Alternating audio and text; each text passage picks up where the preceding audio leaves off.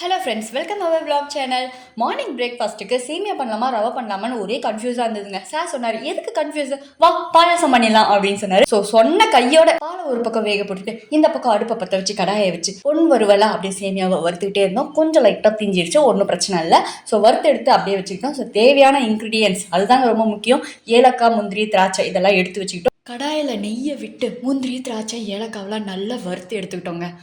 அதே கடாயில் பொன்வறுவலாக வறுத்து வச்சு இந்த சேமியாவை எடுத்து கொட்டி ஒரு 4 திருப்பி பால் தண்ணியெல்லாம் ஊற்றியாச்சு. ஸோ ரொம்ப முக்கியமானது, உப்பில்லா பண்டம் குப்பையிலேன்ற மாதிரி சர்க்கரை இல்லா பாயாசம் சிங்கிலே அப்படின்ற மாதிரி ஆயிருக்கும். ஸோ தேவையான அளவு இல்லைனாலும் கொஞ்சம் அதிக அளவாகவே சர்க்கரையை கொட்டி நல்லா கலக்கி டேஸ்ட் பண்ணி பார்த்தோம். பட் சர்க்கரை பத்தலை.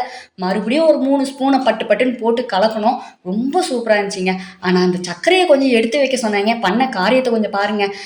கை தவறி கீழே விழுந்துருச்சு. நரம்பு தளர்ச்சிலாம் இல்லைங்க, கொஞ்சம் வயசாகிடுச்சு, வேறு ஒன்றும் இல்லை.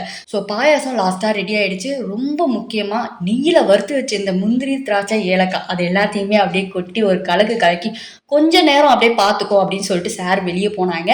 நான் இந்த பக்கம் வந்துட்டேங்க தெரியாமல். பாருங்க, பாயாசம் பொங்கல் மாதிரி ஆயிடுச்சு. என்ன பண்ணுறது, குடிக்கிறதுக்கு பதிலாக எடுத்து அள்ளி சாப்பிட்ற மாதிரி ஆயிடுச்சு. இருந்தாலும் டேஸ்ட் சும்மா வேற லெவலில் இருந்துச்சு.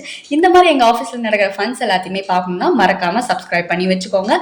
லைக் பண்ணுங்கள், ஷேர் பண்ணுங்கள், கமெண்ட் பண்ணுங்கள். தேங்க்யூ.